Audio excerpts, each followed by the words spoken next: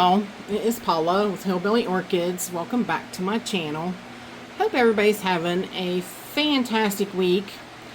It's the weekend time again, and I just had to do an absolutely awesomely amazing spotlight on this first time bloom, Rhyncholaelia digbyana. Nice. Check that out, guys. Now she's looking a little upwards from the camera, so I'll do better shots of her when I take the camera down, because it's hard, like my camera thing's extended out all the further it will go to get her in there in the shot. It is kind of tough. Yeah, she is really, she's a good sized flower. Definitely a good sized flower.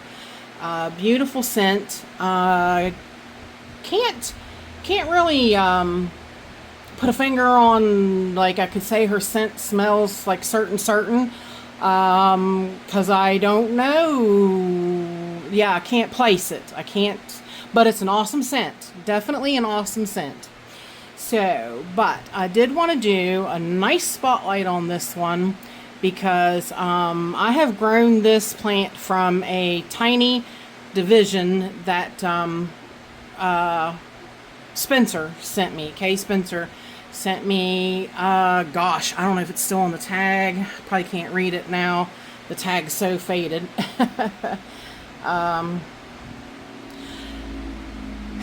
Yeah, it's been so long ago. I don't remember how long ago it was that she sent that to me, but she was going to pot it up and she didn't know what to do with it actually. So I told her, I said, well, I'm ordering. I was like, how much do you want for the division? I'll buy it.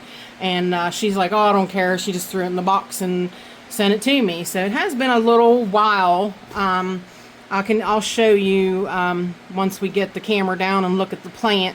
I'll show you the size of the pseudobulbs and how they've stacked up over time. But I figured this one is definitely worth doing a beautiful spotlight on because she is phenomenal. She really is. Pretty much so. I have no idea what that is.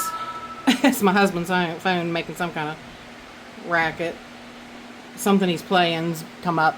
So anyway, sorry about that. But anyways, Rhyncholaelia digbyana is a species of epiphytic orchid occurring from the Honduras to Belize, Guatemala, Mexico, and Costa Rica.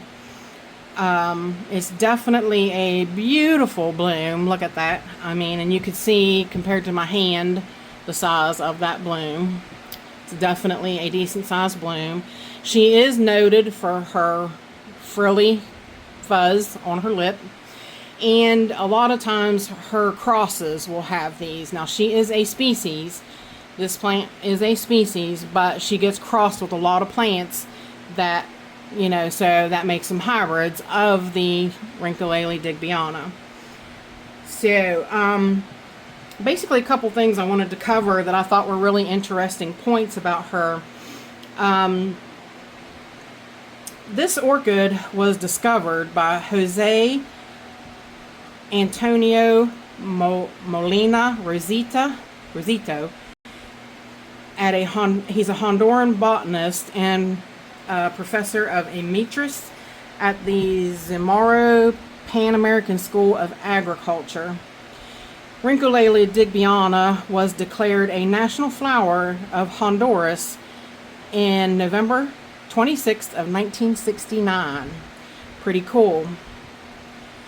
The species name digbyana comes from the family name of the collector Edward St. Vincent Digby, who had first described the specimen. The orchid that is now known as Rhyncholaelia digbyana was first described as Brassavola digbyana in 1846 by John Lindley. The plant he described was in the collection of Edward St. Vincent Digby. It was reported to have originated from Honduras, since the original description it had been reclassified 3 times into various genuses before being moved into the new genus Rhyncholaelia, along with the Brassavola glauca by Henry Gustav Reichenbach. So there you go. That's how all the movements of the names and stuff comes about to, really, like this one's been reclassified 3 times. That's just crazy. This species grows epiphytically on host trees in its native range. It has elongated, compressed pseudobulbs topped with a singular leaf, and that it definitely does, as you can see the leaves behind it. Its flowering occurs from February to June. The 7-inch, 18-centimeter flowers are held singularly on 3-inch, 7.5-centimeter long inflorescences, which emerge from the apex of the newly grown pseudobulbs. The flowers range in color from white to green and possess the characteristic frilled labellum. Now here they're trying to give you kind of a what the scent smells like. The orchid is strongly scented at night. Now that is what I smell in the grow space at night. The scent is reported to be similar to that of lemon or lily of the valley. I've never really smelled either, so that's why I can't tell you a pinpoint to myself what it smells like, but I do know that my grow space is strongly scented in the night. It's really amazing. The scent is composed of 9 different compounds. The 4 compounds are alpha, I'll put them up on the screen, alpha pinnae, ocimene, citronellol, and lilipol. And I guess the citronella is sort of like the lemon. So, yeah. But that is kind of their Wikipedia's shot at telling you what this thing smells like. Like I said, I can just tell you it's really yummy. It is a really wonderful scent. It really is. To tell you what it smells like, I cannot. So definitely, yeah, I don't know, but it's a wonderful scent, and it's a wonderful scent at nighttime. It fills your grow space with a nice scent at night, which most of the flowers don't do. So this one takes over where your other cattleyas let go in the day. They stop smelling around noon or so. Then this one starts picking up in the evening as soon as the lights start lowering and gets dimmer.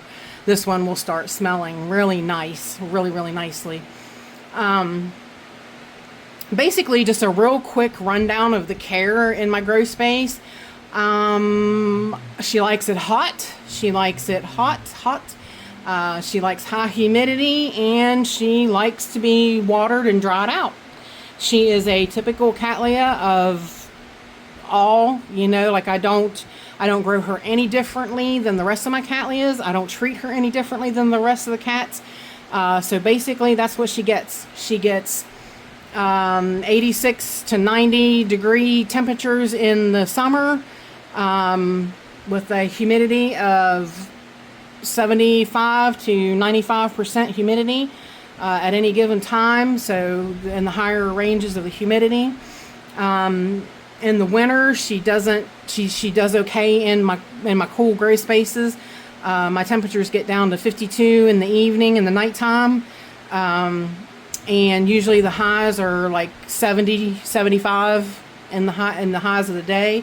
So generally, just whatever you like. She is comfortable in what temperatures you're comfortable in. So that kind of says it for her. So let's take this down, and that's just a little bit on her care. Let's take this down, and let me get you at a different angle here and back you up so you can get a really good look at that flower.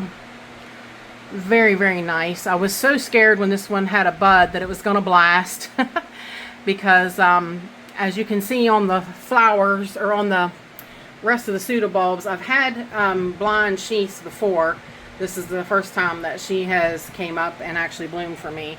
This little pseudobulb here, this little tiny pseudobulb, these smaller ones here, and this one here that came off, has no leaf. That was the start of what I grew this cattleya from. And you can see she has grown up as she got bigger. Now, it takes like they said, a certain size, so she had to reach this size to get big enough to bloom for me. I did also mention before that you see the white powdery stuff on digbyana's leaves. That is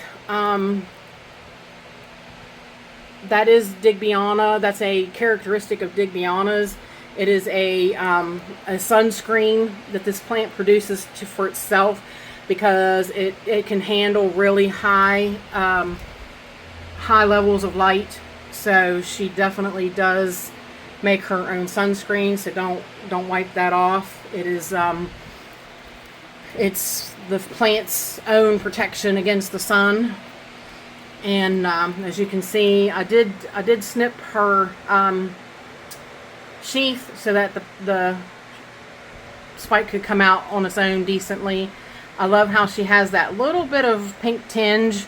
She's definitely got some redder tinge to her than most of them have, which is really, really nice. I'm really glad for that. It's really, really a pretty flower. Really is. So pretty much so that is it. That is the spotlight on Rhyncholaelia digbyana. If you guys could, if you have any questions, leave them down in the comments. If you could like, share, and subscribe, I would really appreciate it. If you want to stick around and subscribe to my channel, I have paid and free subscriptions. If you can't do that and you just want to give a super thanks, that would be really appreciated. If you can't do that and you just watch my ads, that really helps a lot, you guys. Really appreciate it. So with that said, I do appreciate each and every one of you beautiful, wonderful people stopping by and hanging out with me. And bye for now, y'all. Till we meet again.